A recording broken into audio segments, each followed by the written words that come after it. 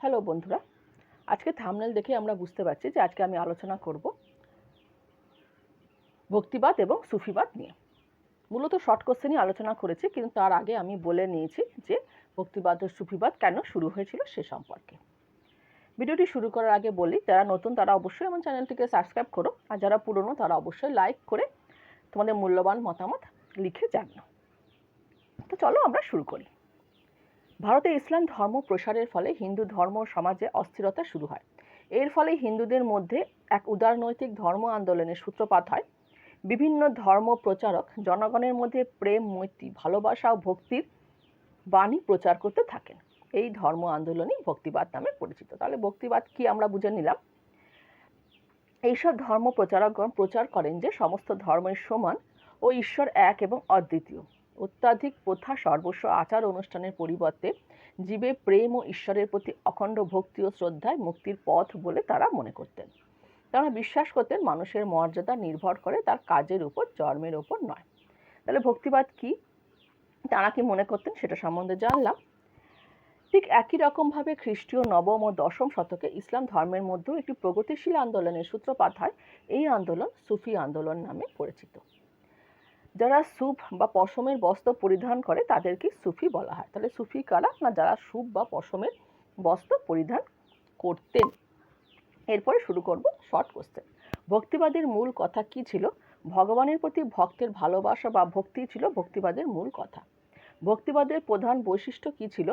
ভক্তিবাদের দুটি প্রধান বৈশিষ্ট্য ছিল: এক, ভগবানের কাছে পুরোপুরি আত্মসমর্পণ করা; দুই, ঈশ্বর লাভের জন্য জ্ঞান বা যোগ ছেড়ে দিয়ে ভক্তিকে প্রাধান্য দেওয়া। অর্থাৎ ভক্তি ছিল ভক্তিবাদের মূল কথা বা বৈশিষ্ট্য।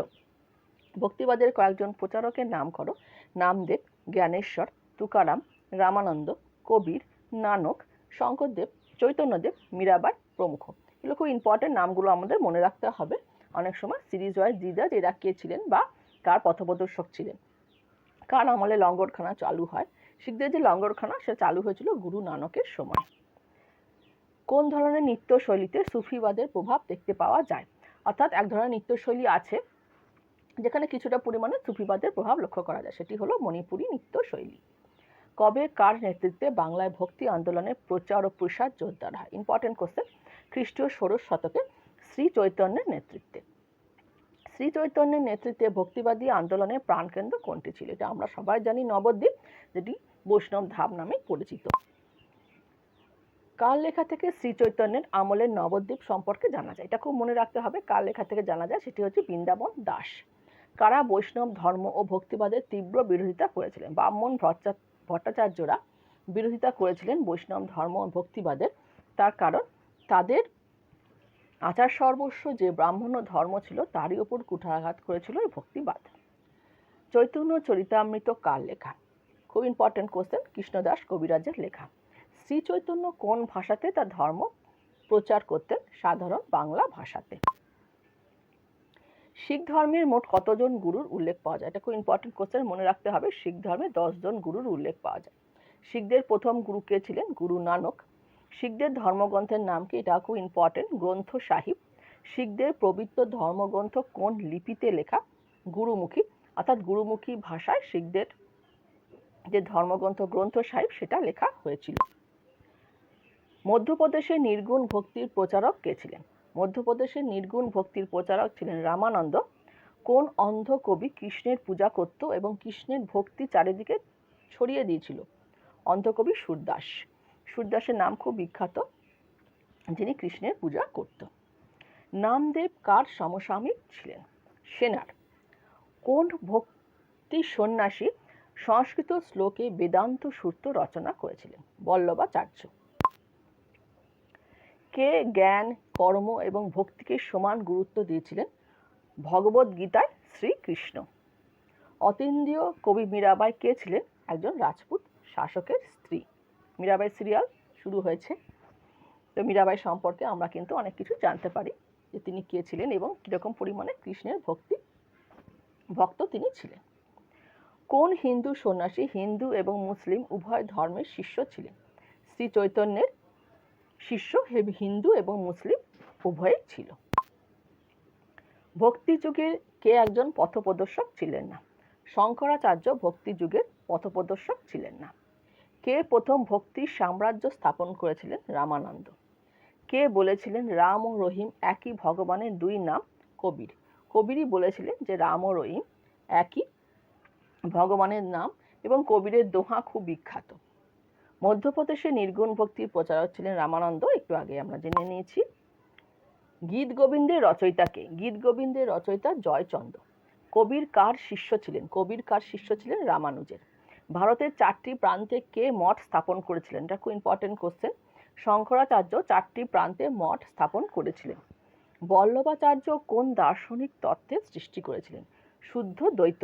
এই দার্শনিক তত্ত্বের সৃষ্টি করেছিলেন বল্লভাচার্য। ভক্ত তুকারাম কোন মুঘল শাসকের সমসাময়িক ছিলেন?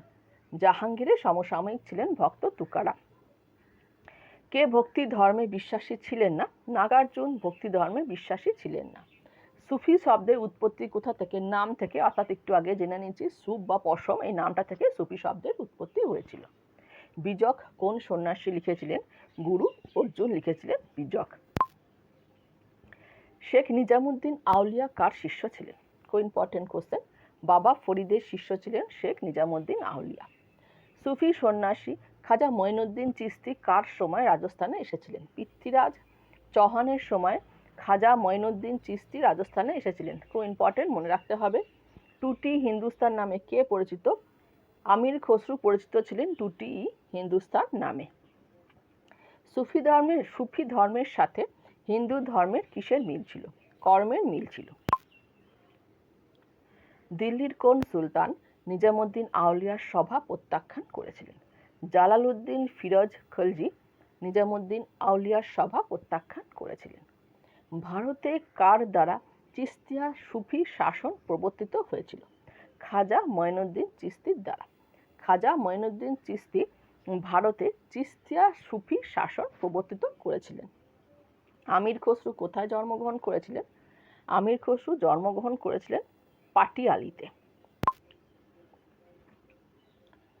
তাহলে আমরা মোটামুটি ভক্তিবাদ এবং সুফিবাদ সম্পর্কে সমস্ত ধরনের ছোট কোশ্চেন জেনে নিলাম।